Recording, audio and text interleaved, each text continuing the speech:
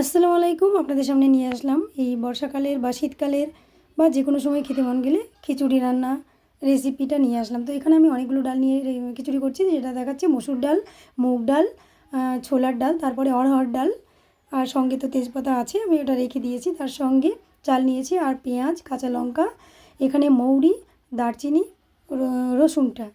তো এখানে রসুন কয়েকটা কোয়া নিয়েছি। তো নেওয়ার পরে একটা কড়াই বা হাঁড়ি, যে কোনো পাত্র, যে পাত্রে রান্না করা হবে সেই পাত্রটা অবশ্য ওভেনে চাপিয়ে দিতে হবে। তো দেওয়ার পরে আমি 1 চামচ মতো ঘি দিয়েছি, আর ঘিয়ের সঙ্গে কিছুটা সরিষার তেল দিয়েছি। দেওয়ার পরে তেলটা যখন গরম হয়ে উঠবে তখন গোটা জিরে ফোড়ন, সঙ্গে শুকনো লঙ্কা কয়েকটা, এগুলো দিয়ে আমি একটু ফ্রাই করে নিচ্ছি। ফ্রাই করে নেওয়ার পরে ওই যে কাঁচা পেঁয়াজ বলছি, সরি, যে পেঁয়াজগুলো কেটে রেখেছি সেগুলো আমি এর মধ্যে দিয়ে দিলাম।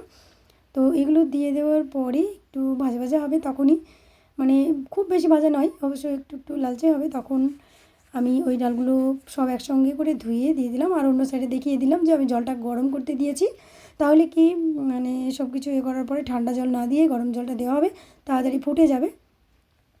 তো এখানে আমি এই ডালগুলো আগে সব কিছু ভালোভাবে ধুয়ে নিয়ে আমি এর মধ্যে দিয়ে দিয়েছি। দেওয়ার পরে একটু ভালোভাবে ঘিয়ের সঙ্গে নেড়ে নিয়েছি। নেওয়ার পরে চালটাকেও একটুখানি নাড়িয়ে নিলাম, তাহলে কি পুরো ঘিটা বা তেলটা চাল ডালের গায়ে লেগে যাবে, তাহলে এটা কি সুন্দর ছাড়া ছাড়া ভাব হয়ে থাকবে, দানা দানা মতো হয়ে থাকবে। তো যাই হোক, আমি তার সঙ্গে তেজপাতাগুলো দিয়ে দিলাম। দিয়ে দেওয়ার পরে এবার আমি যে গরম জলটা করে রেখেছি সেটা তো দেবো।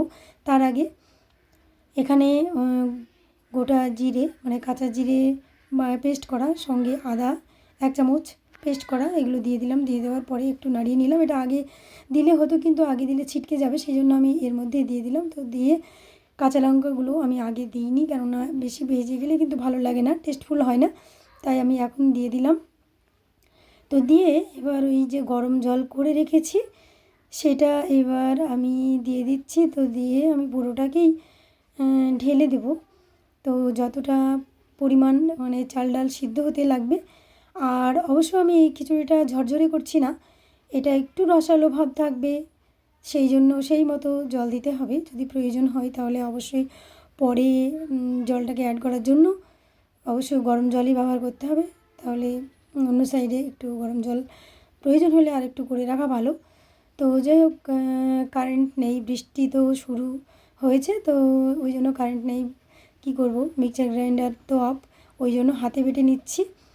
তো এখানে হাতে আমি বেটে নিচ্ছি মৌরি, সঙ্গে দারচিনি, রসুন, এগুলোকে একটু পেস্ট করে নিয়ে আমি তুলে নিব।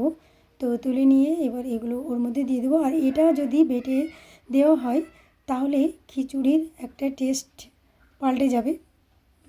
তো আমি সেই মতোই এটাকে ভালোভাবে মিশিয়ে নিচ্ছি। তো আমি এখনও পর্যন্ত হলুদটা দিইনি, কেননা বিভিন্ন ধরনের ডাল দেওয়া আছে, এমন ডাল আছে যে হলুদ দিলে সেই ডালগুলো গাছে উঠে যেতে পারে। তো সেই জন্য আমি একটু সিদ্ধ হয়ে যাচ্ছে তারপরেই হলুদটাকে অ্যাড করলাম। তো অবশ্যই হলুদটাকে পরিমাণ মতো দিতে হবে, যেমন হলুদের কালার ঠিক তেমনভাবেই এখানে অ্যাড করতে হবে। তো যাই হোক, ভালোভাবে মিশিয়ে নিয়ে আমি আরও কিছুক্ষণ সিদ্ধ হতে হবে, এখনও কমপ্লিট হয়নি।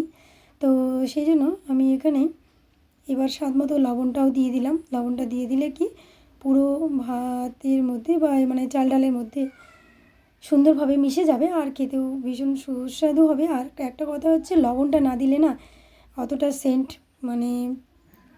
ছড়িয়ে ওঠে না। তো যাই হোক, লবণটা দেওয়ার সঙ্গে সঙ্গেই একেবারে পুরো গন্ধে ছড়িয়ে গেছে, খুব সুন্দর লাগছে।